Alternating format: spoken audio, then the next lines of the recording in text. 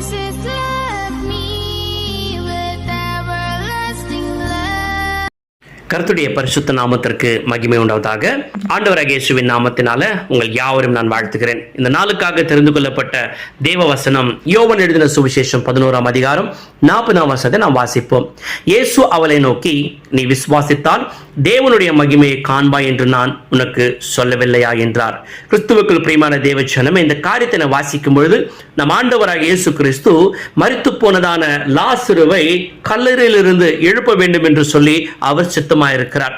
அப்பேற்பட்ட அந்த நேரத்தில் அவர் ஆண்டவராகிய இயேசு கிறிஸ்து சொல்லுகிறார், அந்த கல்லை புரட்டுங்கள் என்று சொல்லும் பொழுது அங்க இருக்கிறதான மார்த்தாள் ஆண்டவரே, லாசரு மரித்து ஏற்கனவே 4 நாள் ஆயிற்று, ஆகினால் ஒருவேளை நீங்கள் கல்லை புரட்டினீர் என்று சொன்னால் அந்த இடத்திலிருந்து ஒரு துர்நாற்றம் தான் வரும் என்று சொல்வதை இந்த இடத்துல நாம பார்க்கிறோம். அப்பொழுது ஆண்டவராகிய இயேசு கிறிஸ்து சொல்கிறார், நீ என்னை விசுவாசித்தால் தேவனுடைய மகிமை நீ காண்பாய் என்று நான் உனக்கு சொல்லவில்லையா என்று ஆண்டவராகிய இயேசு கிறிஸ்து சொல்கிறார். பிரியமானவர்களே, அதே போலதான் நம்ம வாழ்க்கையில பார்க்கும்பொழுது நம் ஆண்டவராகிய இயேசு கிறிஸ்து அவர் கூடவே இருக்கிறார்.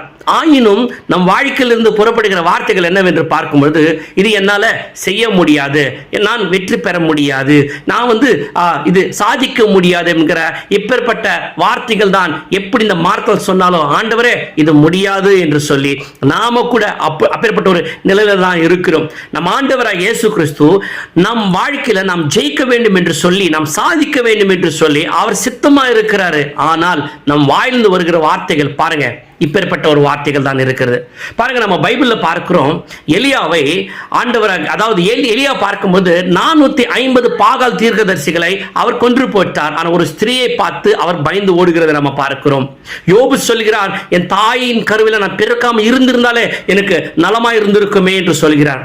தாவீதை பாருங்க, எத்தனையோ இடத்துல அவர் மன அழுத்தத்துல அவர் வாழ்ந்ததை நாம பார்க்கிறோம். அன்னால் ஒரு மலடியாக அன்னால் வாழ்ந்ததை நாம பார்க்கிறோம். பவுலை பார்க்கும்பொழுது அவர் எத்தனையோ தடவை சிறைச்சாலையில அடைக்கப்பட்டார். பிரியமான தேவச்சனமே, ஆயினும் இவருடைய வாழ்க்கையில கற்ற ஒரு அருமையான ஒரு வெற்றியை கொடுத்தார் என்று சொன்னால் நம் வாழ்க்கையில கொடுக்க மாட்டாரா? நாம நினைக்கிறோம், நாம் மனுஷர்களை நாம நம்பி வாழ்ந்து கொண்டிருக்கிறோம், அதனாலதான் நாம் தோல்வியை அடைந்து கொண்டிருக்கிறோம். ஆண்டவராக இயேசு கிறிஸ்து ஒரு வசனத்தை சொல்கிறார். மத்தேயு எழுதின சுவிசேஷம் 19ஆம் அதிகாரம் 26ஆம் வசனத்தை சொல்கிறார், மனுஷரால இது கூடாத காரியம்தான், ஆனால் தேவனாலே எல்லாமே கூடும் என்று சொல்லுகிறார். ஆகினால நம் வாழ்க்கையில கர்த்தர் வெற்றி கொடுக்க வேண்டும் என்று சொல்லி அவர் சித்தமா இருக்கிறார்.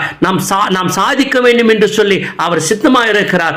ஆனால் நாம் அதை விசுவாசிக்க மாட்டேங்கிறோம், நாம் அதை நம்பி வாழ்ந்து கொண்டிருக்க மாட்டேங்கிறோம். ஆகினால நம் ஆண்டவராகிய இயேசு கிறிஸ்துவை விசுவாசித்து அவரையே சார்ந்து அவரையே நம்பி வாழும் பொழுது நம் வாழ்க்கையில எதிர்பாராத ஒரு அருமையான ஒரு வெற்றியை, ஒரு சாதனை நம் வாழ்க்கையில படைக்கும்படிக்காக கர்த்தரே நமக்கு உதவி செய்வார்.